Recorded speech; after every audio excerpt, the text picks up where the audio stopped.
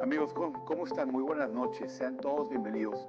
Hoy este es un programa grabado, estamos grabando el día viernes en la ciudad de Tijuana. Este es nuestro programa número 15, nos sentimos muy honrados de tener por primera vez en este gran set de Canal 33, el canal hermano, el canal 66, desde Tijuana, particularmente con un amigo muy querido, tendremos una plática de mucho interés. En esta ocasión hablaremos del tema de toros, corridas de toros, arte, crueldad, mucho que platicar, cada quien tiene una idea que definir. El día de hoy iniciamos con la reflexión ya no solamente del Papa que fue electo recientemente, bienvenido a un nuevo liderazgo tan importante, seamos o no seamos creyentes, para el mundo cristiano en general, en una época convulsionada, en una época de cambio, donde el populismo es una moneda que es como un denominador, y la Iglesia tiene a través de su doctrina social y su movimiento en el mundo mucho que decirnos al respecto. Bienvenido un Papa formado probablemente en América Latina, y ojalá que su liderazgo sea de provecho para todo el mundo. Esta semana en México ha sido un tema candente, es el tema del campo. La figura de Nascacín en Cedillo ha ampliamente criticado cómo ha aplicado la sequía. Miren, yo creo que no hay ciego o no hay más ciego que el que no quiere la ley. Para poder hablar de una democracia o lo que queríamos en este país, se tiene que tener cuatro gobiernos. Por supuesto, un Estado de Derecho. Segundo, una división de poderes. Tercero, una forma de contar los votos y que sean respetados. Y por último, un poder judicial independiente. La cuarta transformación es hoy más que nunca una transformación de una democracia liberal a un régimen que, aunque tenemos que decirle autocrático, bien puede terminar esto en una tiranía.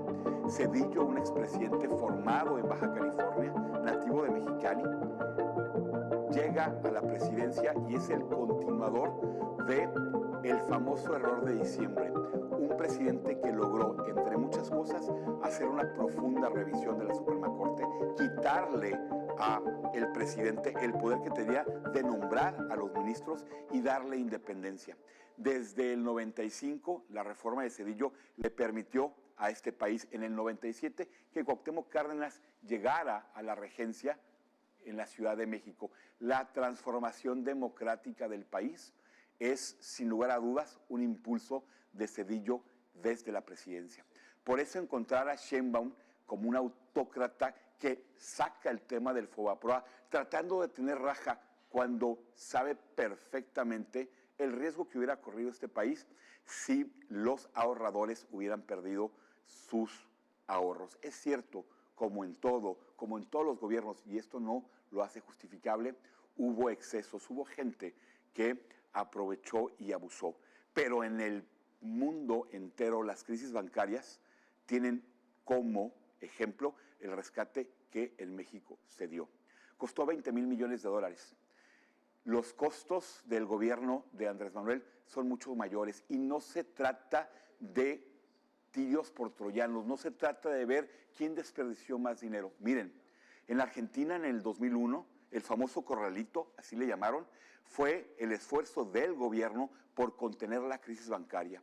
Costó 23 años de crecimiento económico, una inflación arriba, superior del 300%. Por cierto, Argentina, que con un controvertido presidente, Javier Milei, que podemos o no estar de acuerdo en muchas de sus tesis, crecerá este año 5%. México está completamente estancado. Un recordatorio: con Cedillo, con todo y el error de diciembre, el país creció en promedio 3.9. El país creció con Andrés Manuel menos del 1%. Es que cuando alguien dice que gobernar es tan fácil o que sacar petróleo es hacer un hoyo y escarbar, lo pinta de tiempo completo y la irresponsabilidad. Un gobierno, leíamos ayer, en una de las últimas investigaciones que el INAI llegó a publicar con datos de Ricardo Rafael, donde los medicamentos, después de haber dicho que había la mafia de los medicamentos, el gobierno terminó pagando sobreprecios del 2000%. El desastre del gobierno, el desastre de Cedillo, el desastre, perdón, del gobierno de Andrés Manuel está manifiesto en esta transformación donde Sheinbaum es hoy partícipe. El país va hacia una autocracia. ¿Cómo puede haber un gobierno de izquierda que militarice a la policía? ¿Cómo puede haber un gobierno que se diga de izquierda, que haga de la prisión preventiva la posibilidad de que cualquiera de nosotros, por pensar y hablar diferente, pueda ser sujeto a cárcel sin investigación de por medio? ¿Cómo puede haber un gobierno que nos quite la posibilidad de ser defendidos por los jueces si los jueces van a ser nombrados por una farsa?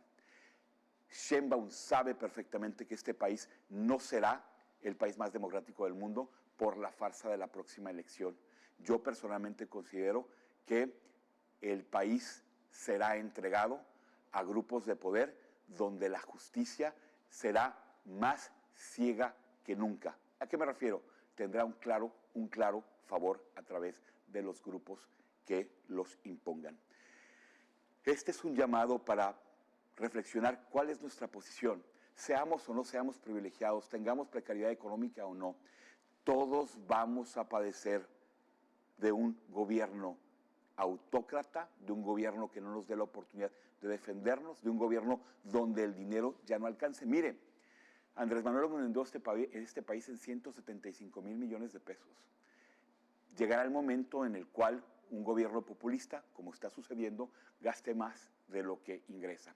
Y si la reforma judicial se materializa, como será muy pronto, dejarán de haber inversiones como las hay en Tijuana, como las hay en Baja California, porque no vendrán más empresas que puedan ser tratadas del gobierno de la forma arbitraria y autoritaria.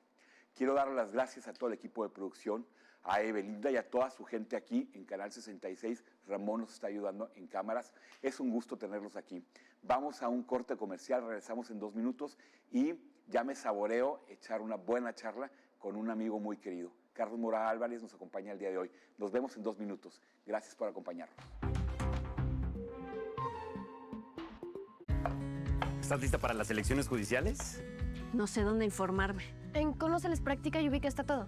Yo ya investigué trayectorias, propuestas y sé por quién y cómo votar para el nuevo Tribunal de Disciplina Judicial. Eso.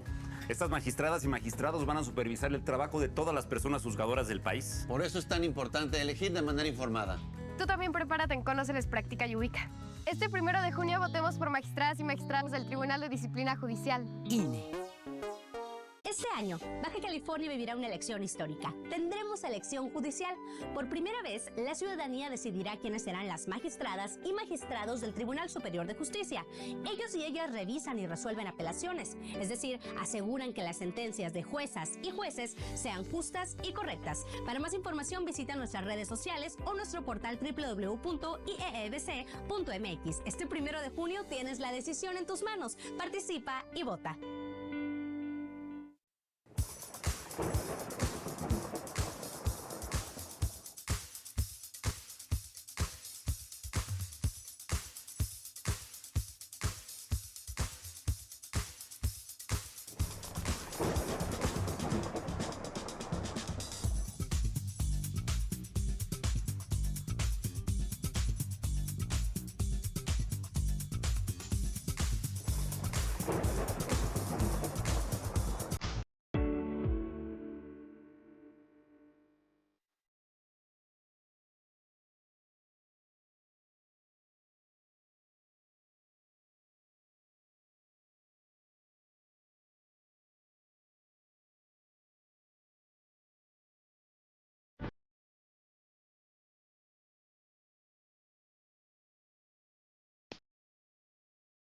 Distribuciones Rembao, más de 30 años surtiendo a Mexicali y en abarrotes, miles de productos para que tu negocio esté bien surtido. Las mejores marcas las encuentras aquí en Distribuciones Rembao.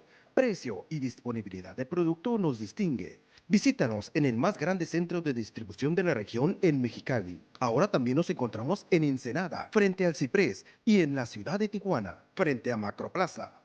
Haz negocio con Distribuciones Rembao. Doctora Martina González, especialista en medicina regenerativa.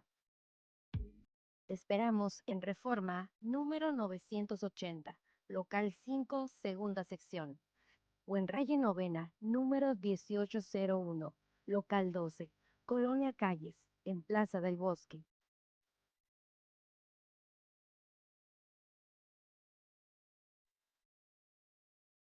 Agenda tu cita y dale a tu piel el cuidado que se merece.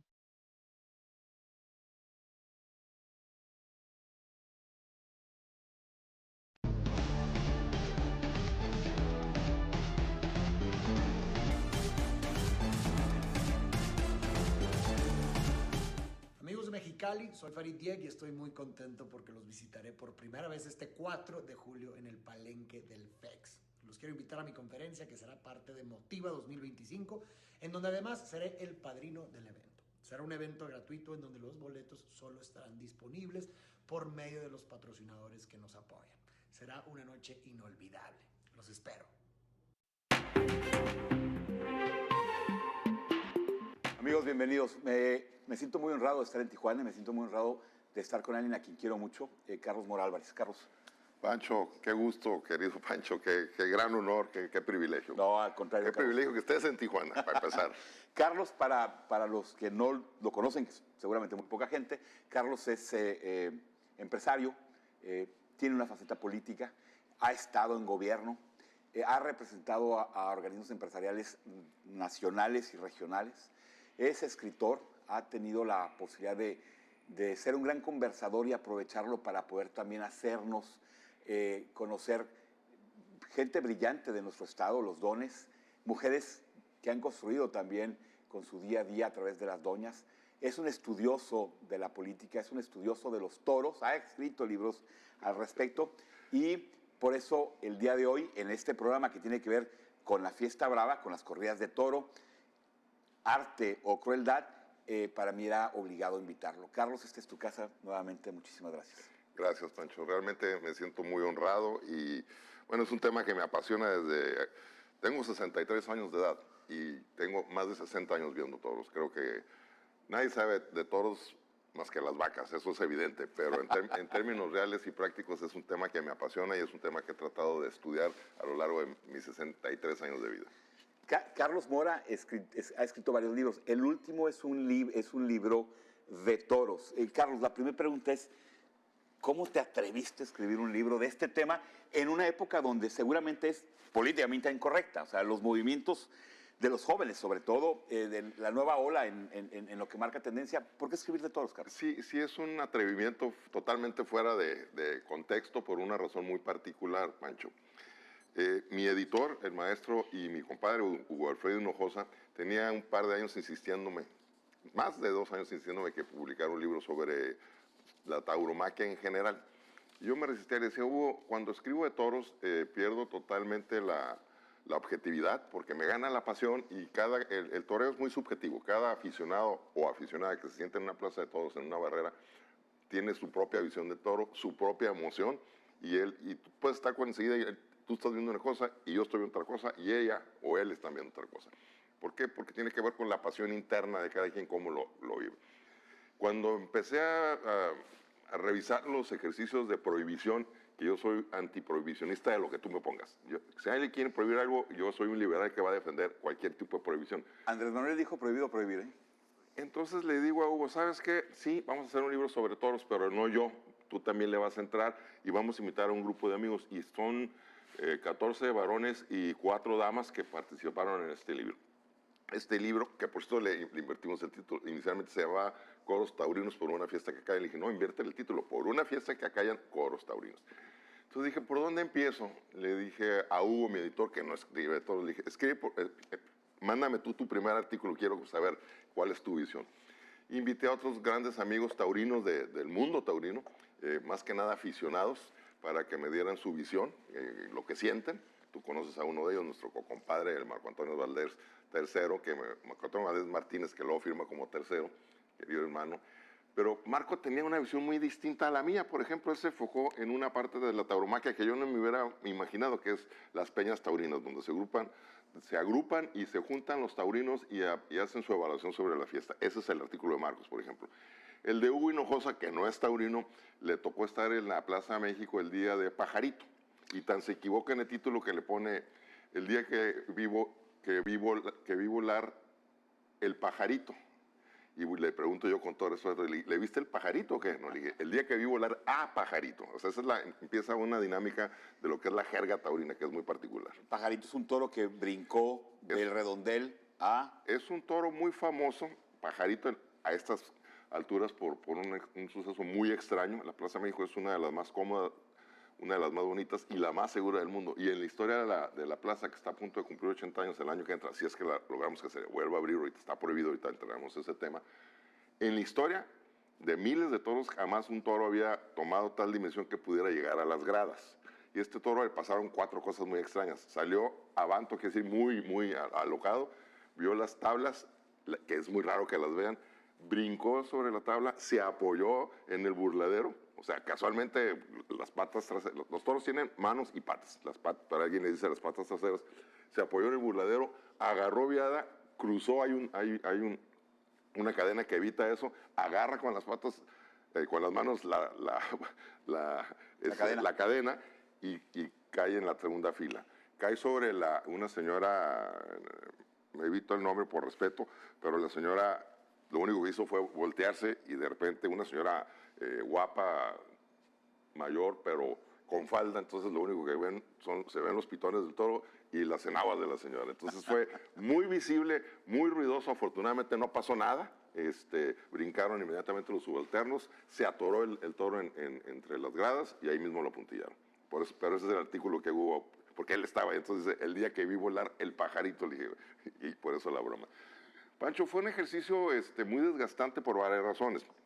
Al empezar a involucrar otras ramas de la tauromaquia, cuando tuvimos el primer orador, le hablé a Hugo, le dije, a ver, Hugo, el toro es más que lo que tú y yo estamos haciendo aquí. El toro tiene una historia milenaria. Y empecé a mandarle mucha información, que es un gran editor, y las primeras 6 páginas es la historia del toreo desde la visión de los clásicos, y no nomás los que tratamos de defenderla, que si Picasso le gustaba, que si Hemingway le gustaba, que si el Greco le gustaba. No, hay muchos hombres de la historia, de la historia cultural del mundo que han participado en la tauromaquia. Dalí, cualquiera de ellos pudiéramos hacer. Con otra circunstancia, Carlos, eran otros tiempos, había otras ideas. Sí, mira, acabo de terminar de leer, yo leo mucho de todo, pero leo particularmente de política, de migración, de turismo y de toros. La bibliografía taurina no es muy amplia. Habrá en el mundo 5 o 6 mil libros. Cada vez se escribe menos de toros y cada vez se va a escribir menos de toros. Hay una enciclopedia muy famosa, la enciclopedia Cosío, que tiene un tomo. Antes se editaba cada 2 o 3 años para irlo actualizando. Tiene varios años que no se edita. Pero acabo de terminar de leer por segunda ocasión una calificada por don Jacobo Zabludowski en su programa de 24 horas, que anunciaban semanalmente el mejor libro taurino, perdón, el mejor libro. Y cuando anuncia yo estaba viéndolo en el noticiero y dice, este no es el mejor libro taurino, es uno de los mejores libros que he leído en mi vida, y sobre tauromaquia es el mejor, y es la biografía de Juan Belmonte. Y habla precisamente de esa época de Belmonte, que llega a la tauromaquia en 1909, si no me equivoco, y en 1963, después de una carrera triunfal como quizá el mejor. No le fue bien en México por la altura, por cierto. Y en 1963, después de haber vivido todas las jornadas del mundo y toda la vida tan agitada de un torero, se cansó de vivir. Esa noche, y se lo quitaron al libro ahora que lo reeditaron, esa noche se fue al campo a lancear, ya los últimos tiempos ya era rejoneador. Dicen que invitó a una dama para pasar la noche con él. En la mañana se levantó a desayunar, se fue a su estudio y se voló la cabeza. Ese es un torero, ese es el torero. No digo que todos estén locos, pero la verdad es un hombre que se juega la vida buscando generar arte y complacencia, aún hoy en pleno siglo XXI, y contra la oposición de quienes consideran que es un espectáculo sangriento, que sí lo es, evidentemente, pero reformarlo como se pretende hoy en la Ciudad de México me parece totalmente una aberración y una falta de respeto en ese sentido. Pero venga. Los toros no están prohibidos en Tijuana. En este momento hay un tema legal. El jefe Bowser, que es el dueño de la Plaza de Toros del Toreo de Tijuana, se llama así nuevamente la plaza, construyó una plaza y hay un intermedio legal ahí que él está defendiendo. Hay un amparo que está a punto de resolverse y que debe permitir nuevamente dar corridas en Tijuana. ¿El toro es elitista? ¿La fiesta brava es elitista o es una fiesta popular? Qué buena pregunta, Pancho. Y no te voy a decir que no es elitista. Por supuesto que tiene su parte elitista. Pero en España particularmente hay para los jóvenes, tú puedes ir a las corridas por 5 euros. ¿Eso es elitismo por el tipo de costo? Pues no, yo creo que es accesible para cualquier persona. Sin embargo, otra vez regresando a las épocas antiguas, en esa época era muy caro y solo iban las élites. Hoy por hoy se ha convertido en una fiesta del pueblo. Sin embargo, Carlos, hoy en España, que es finalmente el origen de este espectáculo, de este arte, como le llaman algunos, hay más gente a favor de prohibir las corridas que de tenerlas.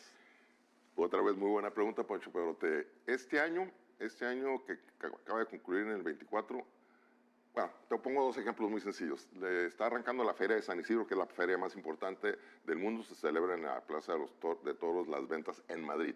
Son 32 corridas de toros seguiditas en 32 días, con alguna excepción de los lunes. En esos 30 días, literalmente entran 1 millón de personas a la plaza. 1 millón de personas. Fuera de un espectáculo como las carreras de vehículos de Fórmula 1 y ese tipo de espectáculos, que 30 días seguidos 1 millón de personas vayan a ver un espectáculo, creo que es una vigencia más que natural. Y al año, más o menos, unas 15 millones de personas van a los toros en todas las ferias taurinas. Lo que nos está diciendo es que muchos son los mismos. No, seguramente somos los mismos, Esto quiere decir que el derecho de 20 millones de aficionados en España que acuden a las corridas de toros, casi 20 millones, generamos, entre otras cosas, una gran derrama económica. Tú le puedes preguntar a un taxista español, que lo hago todas las veces que voy, le digo, oye, ¿te gustan los toros? No me gusta, pero ojalá no los prohíban. La derrama económica, la generación de empleo, te pongo otro ejemplo espectacular, cuando José Tomás, que ahorita no está toreando, se anuncia, todos los pueblos alrededor, pueblos en el sentido más cariñoso, porque en España ellos les llaman pueblos. La última vez que se anunció en Jaén y fui a verlo, no conseguí hotel en 3 pueblos a la redonda, tuve que ir de Madrid directo, atasca la plaza, y lo anuncian y todo el mundo feliz de la vida, más allá que le viste no en todo. Carlos, sabes que te quiero, que te respeto mucho, pero es como si le preguntáramos, por cierto, Beatriz Gutiérrez Müller, la esposa del presidente, tendrá que jurar lealtad al rey español, ¿no? Es que se pintan solos. Pero si le preguntaras a un taxista si está de acuerdo con la monarquía, pues te podrá decir, no estoy de acuerdo, pero qué bueno que existe porque trae turismo. O sea, a ver, entonces, prohibir la fiesta de toros, en la opinión tuya, Carlos, no solamente como aficionado a la fiesta, a la corrida, sino como un hombre que tiene un criterio muy amplio, muy generoso, ¿prohibir las corridas de toro atenta contra los derechos de los aficionados? Por supuesto. Yo puedo... A ver, platícanos por qué. Puedo ser o no aficionado, y te voy a poner 3 ejemplos muy sencillos. Al fútbol, soccer. Sé que es una de tus pasiones junto con Marcos. Sí. Yo no soy aficionado al fútbol soccer. Mi esposa es madre de un futbolista profesional que se acaba de retirar y es suegra de la esposa de Servando, su hijo, es la mejor jugadora de fútbol soccer del mundo. Yo no había ido a un partido de fútbol en mi vida hasta que me casé con ella hace 3 años. Y en los últimos 3 años se acaba de retirar Alex Morgan de jugar. Y ¿una portera fenomenal? No, es la mejor delantera de la selección olímpica en Estados Unidos en la historia del fútbol soccer. Sí. Me acabé enamorando del fútbol soccer por el ambiente y aprendí muchas cosas en estos 3 años. No pienso volver a un partido de fútbol a menos que me invite Alex o Servando. Pero disfruté un mundo. Si a alguien no le gusta el fútbol, ¿es un espectáculo sangriento? No. ¿Es un espectáculo violento? Sí. ¿Es un espectáculo con muchas reglas? Sí. Bueno. Si alguien quisiera prohibir el fútbol, yo estaría de su lado. No para prohibirlo, sino para evitar que lo prohibieran. 2, no termino el concepto de derrama económica por una razón muy importante, Pancho. España es prácticamente un país que es la 3ª parte de tamaño nuestro y recibe casi el doble de turistas del tamaño anualmente. Sonora. Es el tamaño Sonora.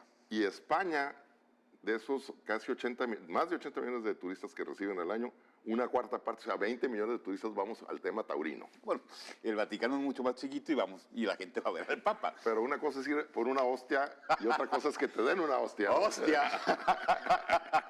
No, Pancho, mira, evidentemente es un espectáculo que está en extinción, esto hay que entenderlo. Lo único yo que lucharé y procuraré es que no lo prohíban en todo el mundo antes de que yo me muera. Hay toros en España, en México, en Colombia, en Francia, en Portugal. Venezuela tenía toros, sí, y creo que en Perú. De ahí en fuera no existe la fiesta en el mundo. Mira, te podría decir que hay plazas de toros en todo el mundo, porque además Las que acabas de mencionar de Francia son unos coliseos romanos preciosos, particularmente el de Nimes, Arles e Istres. Es un tipo distinto de fiesta, más solemne, porque allí no toca una banda, ahí toca una orquesta sinfónica durante todo el espectáculo. Más seria en términos de que la gente es menos ruidosa, más respetuosa, y las plazas son una delicia. Ahí nunca se va a terminar, porque viva la libertad, ¿no? En Francia es un derecho adquirido y ya es patrimonio de la humanidad. En Aguascalientes lo acaban de hacer, como plaza taurina, la más importante del país, junto con Guadalajara y México. Y en Tijuana esa lucha se va a terminar acabando, y te voy a dar 2 datos. Manolete estuvo aquí en 1946, el mejor torero en la historia contemporánea. A esa corrida de toros vino Frank Sinatra, Eva Gardner y todas las estrellas de Hollywood. Y desde entonces se quedó una costumbre 40, 50, 60 y 70 de que ese universo turístico venía a Tijuana a ver este espectáculo. Eso se acabó. Ya los pocos taurinos que quedamos en la entidad, pocos norteamericanos les interesa ya el espectáculo. Te puedo poner un ejemplo muy curioso. Un amigo al que quiero mucho me habla un día y me dice, mis hijos nunca han ido a una corrida de toros. Le digo, ¿qué edades tienen? 13 y 17. Híjole, Antonio, le digo, es una edad muy difícil para empezar a asistir a los toros. Me dice, ¿pero qué me recomiendas? ¿Quieres que yo los lleve? Cenamos una noche antes, les explico con mucho gusto. Es un niño y una niña. Y le dije, ¿tú nunca has ido a una corrida? No. Y su esposa sí había ido, pero se había salido. Él sí. Entonces les dije, a ver, les voy a explicar y les voy a decir lo que va a pasar en la corrida y ustedes decidirán si deciden que entren los muchachos. Y cometí 2 errores gravísimos. El primer error les expliqué, la niña más centrada a decir, yo sí quiero tener esa experiencia. Y el error gravísimo que cometí es que conseguí barreras de segunda fila. Y podían haber ido a 3 o 4 tipos de distintas corridas. Le dije, mira, vamos a ir a esta porque van a ver la alternativa de un torero muy joven a una caballista, una rejoneadora, que es mujer, eso les va a ser atractivo, y van a ver un torero muy experimentado. Son casualidades, Pancho. Sale un toro blanco, que no es muy común, blanco, y cuando le ponen la primera vara, el primer puyazo, pues empieza a emerger la sangre, que es natural en el toro. Pues imagínate, la niña se aguantó, el niño se salió con la mamá, porque si hubiéramos estado sentados arriba no se ve cómo se vio, y además la vara la pusieron enfrente de nosotros, el toro se quedó cubierto de sangre. ¿Por qué se pican los toros? Hay una serie de argumentos. ¿Para quitarles bravura? No, básicamente son 3 los elementos, se lo puedes preguntar a cualquier veterinario, y ese es el argumento del veterinario taurino. 1, cuando el toro sale da 1, 2, 3 y hasta 4 vueltas, queda congestionadísimo, se puede ahogar, hay que picarlo para que suelte sangre. 2, si no lo picas, la bravura no lo provocas, no para quitarle fuerza, sino para generar la bravura. Y 3, para medir. Hay mucha gente que consideramos que la suerte suprema no es cuando lo matas, sino cuando lo mides. Ahí estás midiendo la calidad del toro, si va a ser manso, si va a ser bravo, si va a embestir, si no va a embestir. Básicamente es la justificación de la vara. ¿Qué opinas de quienes consideran, yo soy uno de ellos, que la fiesta de los toros implica torturar a un animal? Ahorita es el tema que decías, y la justificación de un veterinario taurino, como lo dijiste, es esta que nos diste. Pero si le preguntamos a un veterinario que no es taurino, como lo he hecho en muchas ocasiones, te manejan la tesis contraria. O sea, sí es o sea, podrán tener, aún así, la justificación para que no se ahogue el toro. Pues que no dé vueltas entonces. Oye, ¿es para sacar la bravura?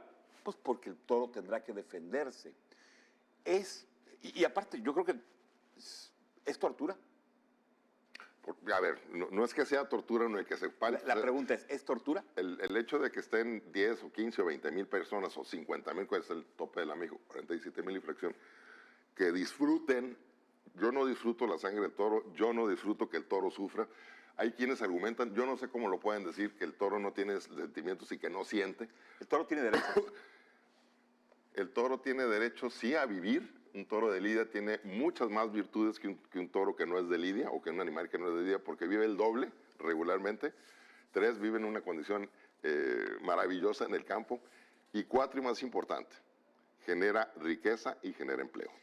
Argumentos muy interesantes. Regresamos en un corte, vámonos 2 minutos, nos quedamos con este tema. El derecho del animal y la justificación, muy interesante, que Carlos nos ha comentado. Nos vemos, regresamos en 2 minutos, no se vaya.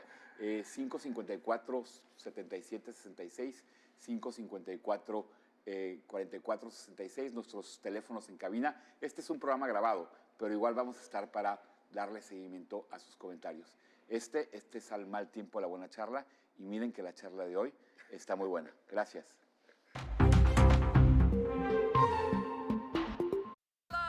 Actúa bien. Y ha estado en varias obras, pero ¿y la voz? ¿Cómo van con su obra de teatro? Estamos seleccionando perfiles. Por cierto, ¿ya revisaste las candidaturas para la Sala Superior del Tribunal Electoral? ¿Cómo las veo?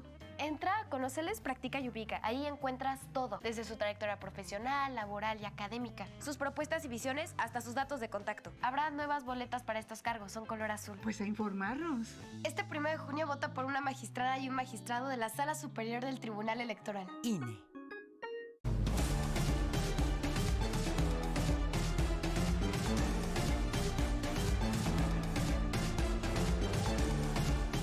Amigos de Mexicali, soy Farid Diek y estoy muy contento porque los visitaré por primera vez este 4 de julio en el Palenque del FEX. Los quiero invitar a mi conferencia que será parte de Motiva 2025, en donde además seré el padrino del evento. Será un evento gratuito en donde los boletos solo estarán disponibles por medio de los patrocinadores que nos apoyan.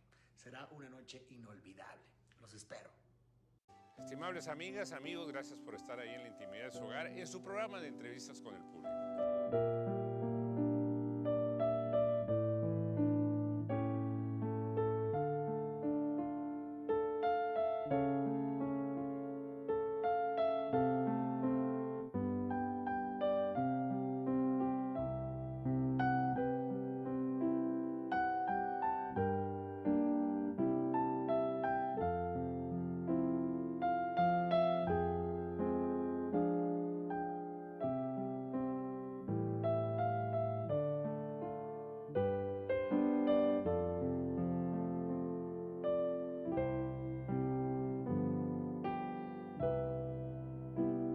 Recuerden, no muere el que se va, muere el que se olvida.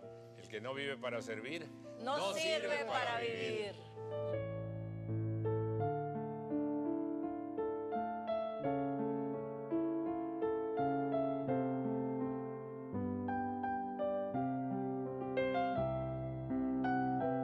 Doctora Martina González, especialista en medicina regenerativa.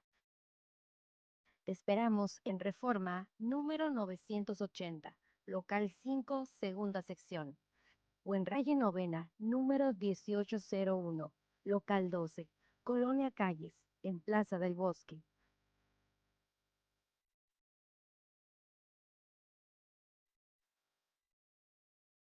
Agenda tu cita y dale a tu piel el cuidado que se merece.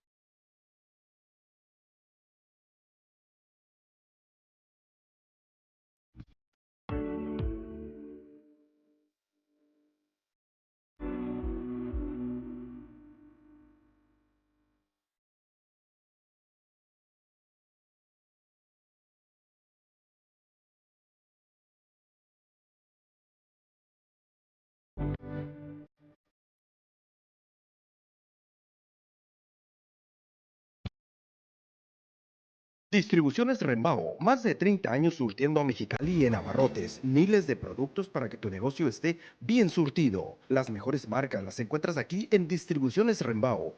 Precio y disponibilidad de producto nos distingue. Visítanos en el más grande centro de distribución de la región en Mexicali. Ahora también nos encontramos en Ensenada, frente al Ciprés, y en la ciudad de Tijuana, frente a Macroplaza.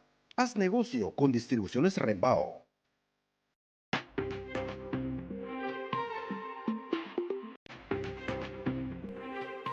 Regresamos. Muchísimas gracias por acompañarnos. Carlos, nos quedamos con una pregunta crucial. ¿El animal tiene derechos? Es una pregunta de fondo muy socrática, muy filosófica. En lo personal, considero que todo ser viviente tiene derechos, eso es evidente. Pero la ley, yo no conozco la ley taurina, no conozco la ley del medio ambiente. Y cuando me refiero, si esa ley las hacen los humanos. ¿Quién tiene los derechos para dárselos a un toro? ¿Un ser humano o un antitaurino? ¿O un taurino que esté a favor? Entonces, el derecho a la vida es un derecho natural, ¿sí? de un ser viviente. Sí, ok. Y ese derecho lo tiene el toro de Lidia porque nació para eso, para ser un toro de Lidia, y vive el doble que cualquiera de sus primos hermanos. Entonces, ¿qué derecho tiene? ¿A vivir más o a vivir menos o a mandarlo a un rastro que lo sacrifiquen a los 2 años de manera mucho más cruel que en una plaza de toros donde se glorifica su presencia, su nacimiento? Si se prohíben los toros de lidia van a desaparecer. Su esencia de nacimiento es esa. Y los tienes que mandar a un rastro a matarlos a todos. Entonces, el Taipei, el venado cola blanca, o sea, el ganso, o sea, no se han acabado, no se han extinguido y no están ligados a un espectáculo. Es decir, el argumento de que tiene que tener un espectáculo como es la fiesta, porque si no se acaba, no es válido más. Sí es válido, Pancho, por una razón muy sencilla. Si yo soy ganadero y ya no puedo crear toros de lidia, pues me voy a dedicar a otra cosa. Y esa especie de... O sea, no la vas a mandar al campo y la vas a dejar ahí manteniéndola ¿para qué? ¿O con qué? Tú la mantienes... Siempre me preguntaban en los toros y se lo pregunto a todo el mundo, ¿quién gana en los toros? No solo escribo, y escribo bastante mal de toros, y de todo lo que escribo, pero esto en particular. Pero he sido todo en el toro menos torero. Me dio por ser empresario, me dio por ser apoderado, y aprendí muchas cosas. Regrésate a tu barrera y disfruta del espectáculo porque en la otra cosa no vas a ganar. Cuando era apoderado, que seguía 2 toreros a los que adoro, que son muy buenos amigos, sufría con ellos. Y si no les iba bien, yo ya no disfrutaba la tarde. Cuando fui empresario, y lo digo con mucho orgullo, pero también con un poco de sorna. Fui empresario en la Plaza de Toros de Morelia, nos la prestaron a un par de amigos de mí, Egren Beas, y tu servidor, junto con Fernando Ochoa, nuestro ahijado, que era torero en ese momento. La primera corrida de toros que dimos, metimos casi 18,000 gente. Dije, no, pues de aquí me voy a hacer rico. Los 18,000 eran más de 15,000 que se colaron. No teníamos un mecanismo de control. Yo cuando voy a Morelia todavía creo que le quedé viendo hasta el de las tortas de la esquina. Entonces, ser empresario no es negocio. Los ganaderos, le digo, ¿son ganaderos porque ganan dinero? Pues no. Un encierro te cuesta más o menos, y depende de dónde lo vayas a llevar a matar, que eso es donde lo llevas, tienes que mandar 8 toros cuando menos, los 6 de lidia más 2 de reserva. Y ese toro de lidia en la plaza debe tener ahorita un promedio de 300,000 pesos de costo, ¿no? Tú estás hablando de 3 por 8, 24, son 2,5 millones de pesos. Estás hablando de toros en una plaza muy prestigiosa. Pues en la México, por decirlo. No en Tijuana, no en Mexicali. No, en la México. Pero te estás contradiciendo, Carlos, porque entonces el argumento económico no es la justificación para sostener al toro de lidia. O sea, es que... No me estoy contradiciendo, nomás déjame terminar el argumento, claro, mi Pancho querido. Esos toros, una vez que son sacrificados en la plaza de toros, llega el que te compra la carne y recuperas parte del costo porque te compra la carne que lo va a utilizar para alimentar.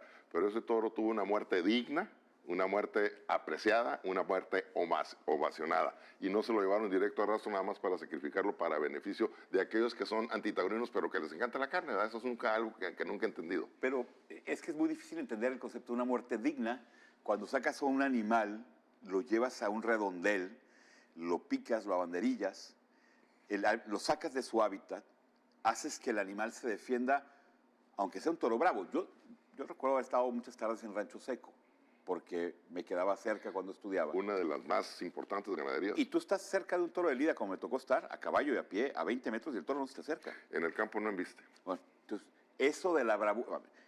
Yo no soy un tipo valiente, pero si me sacas de Mexicali, dejo de comer, me picas y me banderillas, voy a defenderme.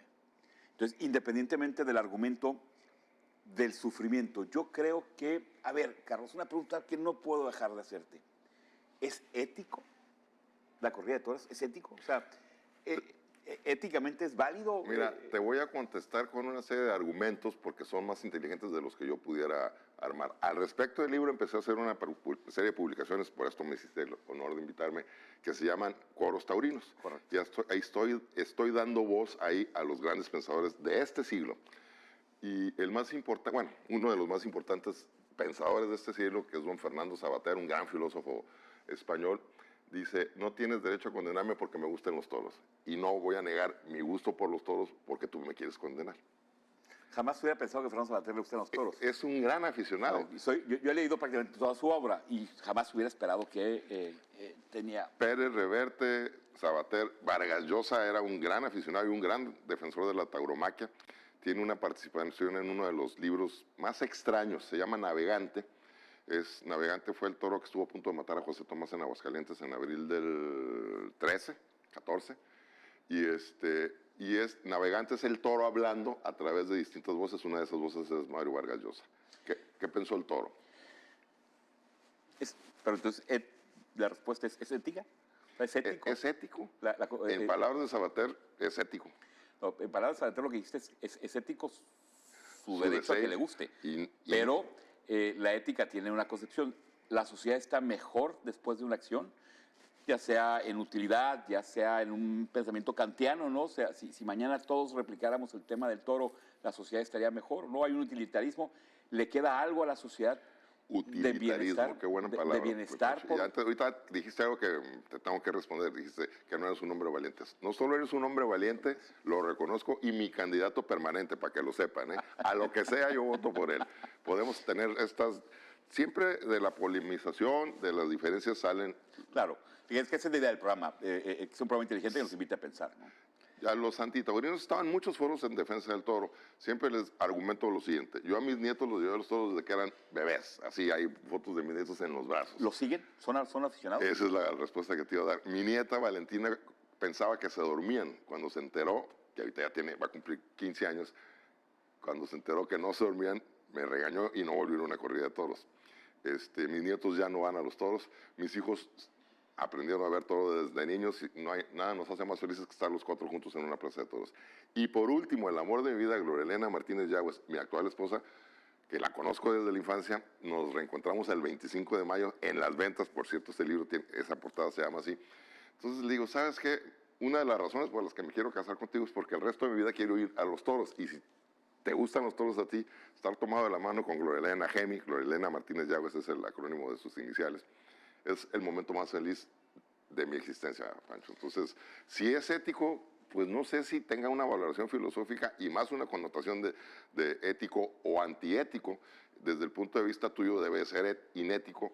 Desde el punto de vista de Carlos Mora, para dejarlo muy claro, claro que es ético, porque tengo derecho a ir a la Plaza de Toros, porque es un espectáculo en el que se genera riqueza, en el que se generan valores, como la valentía ahorita que lo tocábamos, y sobre todo, algo muy importante, es un ser humano, hombre y mujer ahora, hombre, varón y dama, que se juega en la vida para que un ser humano pueda tener un espectáculo digno, ordenado, muy reglamentado, está lleno de reglamentos para que esto sea un gran espectáculo.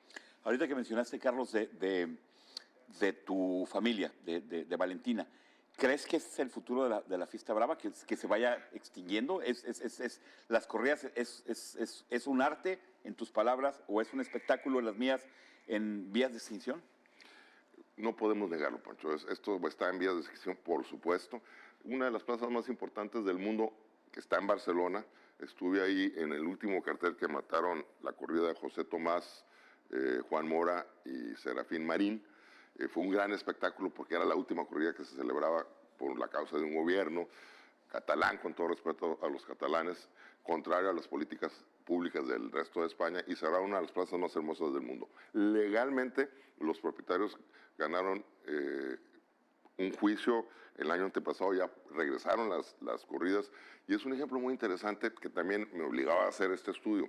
En los últimos 25 años se han cerrado en España 25 plazas, en algunos casos por prohibición y en otros casos por demolición, pero también se han construido 35 plazas. Entonces, sí es un espectáculo que hay que reconocer que tarde o temprano va a desaparecer, pero yo no sé qué va a pasar en materia de derechos de una persona a trabajar como es un torero, que se gana la vida matando toros, que tiene un periodo de vida regularmente corto, con excepciones como las de Enrique Ponce, que regresó ahora para retirarse a sus 51, 52 años, donde hoy la fiesta tiene dos nuevos héroes. Siempre la fiesta se va por generaciones y siempre viene de dos o tres.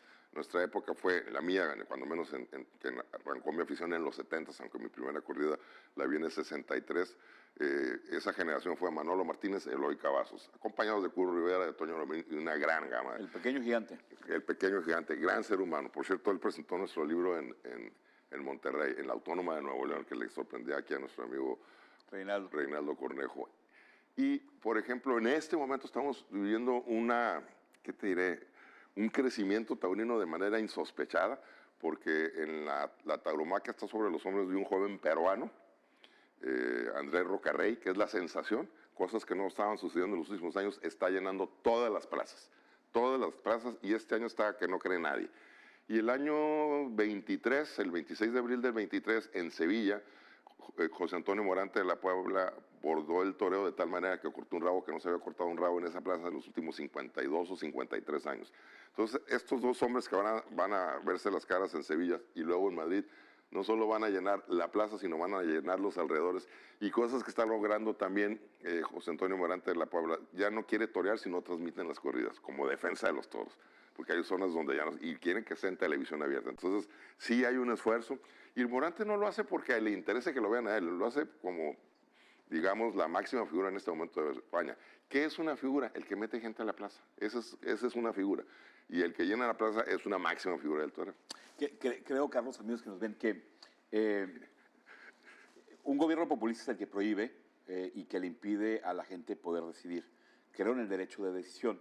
Creo también que una sociedad evolucionada tendrá que juzgar, como lo platicamos, si la fiesta o las corridas son o no de su agrado. Yo soy gran aficionado al box. ¿Tú eres aficionado al box? Fíjate que sí, lo fui muchos años, ya no voy tanto. Antes no me perdía una pelea de box del auditorio los lunes. Inicialmente era en la Arena Tijuana 72, ahí me tocó ver a nuestros grandes campeones que empezaron a generarse. Ayer me acordaba del Travieso Arce y de el Jibarito, el Jibarito. Al Terrible nunca lo vi, como nunca vi a Julio César, por ejemplo. Pero esa generación, estuve 10 años ligado y a Julio César lo vi ya retirado en un par de peleas de exhibición. Gran hombre, gran aficionado, gran deportista, y más en la etapa que está hoy por hoy, con un reconocimiento muy valiente en términos de adicciones y que está haciendo una gran defensa del tema. Creo que es importante para los jóvenes. Sí es un espectáculo también sangriento, yo lo disfrutaba enormemente. Mi afición por el box nació por la lucha libre. Cuando yo era un niño igual que tú, en mi habitación con mi hermano Marco estaba saturada del Santo, Blue Demon, en 1000 máscaras. En mi primer libro, Los Dones, viene un capítulo del Santo. Cuando lo vi por primera vez aquí en el auditorio de Tijuana, debo haber tenido 8 o 10 años, lloré de la emoción, Pancho. Entonces sí, creo que sí soy un aficionado. Lo saco a colación porque finalmente en el boxeo hay reglas de peso, hay reglas de gramaje de los guantes, hay condiciones más igualitarias. Yo creo, como no detractor de la fiesta, pero como crítico de la corrida, que no se dan esas circunstancias en el toreo. En el toreo al animal es castigado creo que en exceso, ¿no? Creo que y voy a decir un comentario muy burdo, la fiesta sería más pareja si cuando el toro tomara al torero fuese en igualdad de condiciones, ¿no? Yo no disfruto de la fiesta de los gallos, por ejemplo. Las corridas de gallos se me hacen crueles. Las peleas de gallos. Las peleas de gallos. Y la gente en la Ciudad de México, un gobierno populista como el de Clara Brugada, se fue por el tema de decir, prohíbo las corridas, pero no prohíbo las peleas de gallo, lo cual encuentro en una inconsistencia. ¿Cuál es tu opinión sobre las peleas de gallo? Mira, voy primero con la prohibición en México. No es una prohibición, es una degradación, así lo califico y así lo voy a publicar, de la fiesta. Quieren un espectáculo que el toro no sea picado, que no sea muerto en el ruedo. 2, que dure 10 minutos la lidia, lo cual es imposible. O sea, no es un cronómetro. Sí hay reglas para cambio de tercio, los tercios, pero si el toro, no creo que un torero profesional se preste a hacer eso. Yo he visto toros, he visto corridas incruentas en Portugal. En Lisboa fue una corrida incruenta. ¿Qué quiere decir incruenta? Que no hay sangre. Lo picas. Y fue una corrida muy particular porque uno de los rejoneadores es un torero mexicano, Emilio Gamero. No estaba él toreando, pero estaba enfrente de mí, nos saludamos y me empezó a explicar cómo funciona la fiesta en Portugal. Caso curioso porque el segundo toro se brincó como pajarito y por ahí tengo una foto, lo tengo aquí enfrente. Wow. Aquí, así una foto. Él me la tomó y ahí la tengo porque es una foto. Pero yo estoy, o sea, no reaccioné. O sea, después me hice para atrás, pero en el momento que el toro se vino, en ese momento mi cerebro no captó la imagen. Bueno, ¿qué hacen esos toros? Uno, como no los pican, lo único que hacen es ponerle banderillas sobre un cojín. Con una fortaleza, o sea, con una fuerza ese toro, y embiste muchísimo, Y los que más sufren no son los rejoneadores, son los forcados, porque cada toro, un forcado es un grupo de 9, 10 u 11 hombres valientes que tienen que controlar al toro parándolo, se meten entre los cuernos y lo paran. Esos son los forcados. Ese toro, cuando termina la lidia, que es muy impresionante porque son toros muy grandes, muy pesados y sobre todo mucho más peligrosos porque la puya y efectivamente, no es que pierdan la fuerza, pero están muy congestionados. Saliendo los matan. Entonces no los matan enfrente de la gente, pero se van al rastro. Entonces son espectáculos taurinos. La señora Burgada, creo que quiso hacer algo similar y está muy mal asesorada porque, en primer lugar, la fiesta tiene una serie de controles muy, ¿qué te diré?, tradicionales. Son varias familias las que, independientemente de ser ganaderos, son propietarios de cosos taurinos. El de la Ciudad de México es un espacio muy particular. Lo construyó un libanés yucateco hace 80 años, casi 80 años. Y cuando lo construyó quería hacer un centro deportivo que tuviera la plaza, enseguida está el Estadio Azulgrana, y pensaban hacer ahí una ciudad de los deportes. La ciudad de los deportes. Y finalmente no sé cómo llegó a las manos de la familia Cosío, que es una familia dedicada al turismo, son dueños del grupo Las Brisas. Ellos rentan la plaza de toros, el Coso. Tú lo puedes rentar si quieres dar una corrida de toros. Tiene que ver con muchísimas cosas que se tienen que hacer para que hagas una corrida de toros. Muchos años lo administró y como empresario estuvo la familia Alemán, mi querido amigo Miguel Alemán Magnani, y en los últimos años lo tomó la familia Balleres y la familia de don Javier Sordo Madaleno. Son ahorita los que tienen concesionada la plaza, son los que están haciendo las defensas legales, ¿no? Entonces, deberían de haber sido consultados ellos y tú y yo y cualquiera que quiera emitir una opinión. La señora Brugada no podía llevar una iniciativa, que además esas las cosas que bien señalabas hace un rato, a las autocracias, porque hay una mayoría del partido en el gobierno en este momento, y alevosamente y sin ninguna consulta a nadie, ni siquiera a los que afectan, insisto, cambiaron el reglamento para que los toros se den así, si es que se dan. Carlos, tenemos que preparar el cierre. Sí. Yo te quisiera invitar a una pregunta corta y a que nos digas tu última reflexión respecto a este tema. Ojalá la vida nos dé la oportunidad de seguir platicando y más en este espacio. ¿Qué pierde Tijuana, qué pierde Baja California si las corridas ya no se dan? Esa es la pregunta. ¿Y con qué nos quedamos? Es decir, ¿qué le comunicamos a la gente que nos está viendo de todos los niveles económicos, donde a lo mejor el tema del toro es elitista, como yo creo que lo es, donde es un tema ajeno y donde creo que también, en mi punto, hay crueldad animal? La cámara es tuya. Gracias, Pancho. Primero, saludo al auditorio, que no lo hice al inicio. Mucho gusto estar aquí con ustedes. Segundo, agradecerle a Pancho esta enorme oportunidad de defender algo que amo apasionadamente. A él no le gusta y respeto yo eso. Espero que él respete el que a mí sí me gusta. Lo amo, lo disfruto plenamente. Es de las cosas que más disfruto en la vida. Y tercero y más importante, yo creo que cada quien tiene derecho a disfrutar lo que considere dentro de un marco legal, y esto está legalizado para su celebración, y mientras eso exista, creo que tenemos derecho los taurinos y los que quieran aprender sobre toros, que es lo primero que le dio un antitaurino. ¿Ha sido una corrida de toros? No, tú estás criticando lo que no conoces. Te invito a una corrida y yo te la invito para explicarte qué consiste. Gracias por esta enorme oportunidad, Pancho. Claro que la vida nos va a dar tiempo para esto, y te felicito enormemente por a darle oportunidad a un tema que, aunque no le tengas un aprecio muy particular, tienes el valor de escuchar una voz como la de tu servidor, que somos millones en el mundo. La fiesta va a continuar, se va a acabar. ¿Qué esperas de los toros en los próximos 5 años en Tijuana y en Mexicali, en nuestra casa en Baja? Voy a cerrar con una anécdota de don Milton Castellanos. La respuesta es sí, pero voy a cerrar con una anécdota de uno de mis grandes padrinos, don Milton Castellanos Everardo. Él mandó a hacer la plaza, era un gran taurino.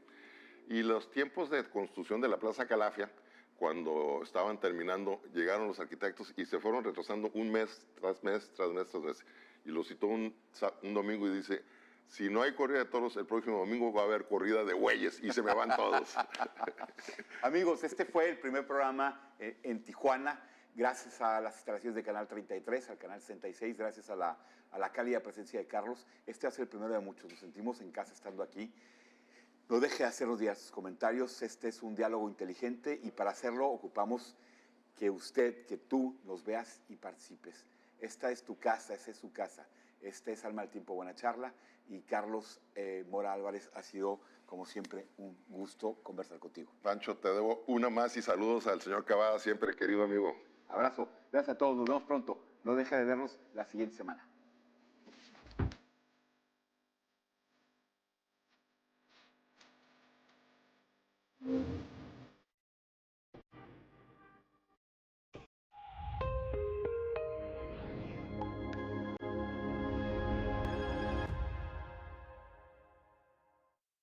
Este año, Baja California vivirá una elección histórica. Tendremos elección judicial. Por primera vez, la ciudadanía decidirá quiénes serán las juezas y jueces de nuestro estado.